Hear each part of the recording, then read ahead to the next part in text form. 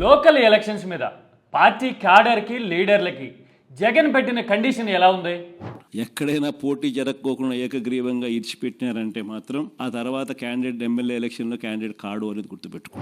చూశారు కదా, వాళ్ళ పరిధిలో ఎక్కడైనా ఏకగ్రీవాలు జరిగితే వచ్చే ఎన్నికల్లో టికెట్ ఉండదు వాళ్ళకి, ఆ లీడర్లకి అని చెప్తూ ఉన్నారు కదా.